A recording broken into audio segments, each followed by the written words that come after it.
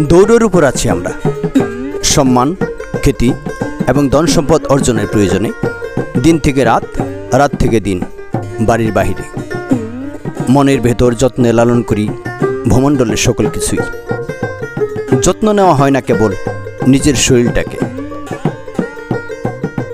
সময়ের প্রয়োজনে অধিক রাত পর্যন্ত জেগে থাকা আর অধিক বেলা পর্যন্ত ঘুমাতে হয়, যা স্বাস্থ্যের জন্য ক্ষতিকর।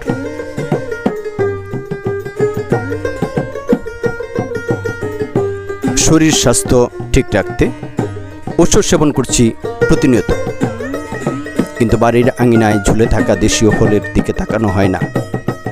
অথচ যন্ত্র হয়ে দৌড়ানো এই শরীরের জন্য খুব বেশি প্রয়োজন দেশীয় ফলমূল।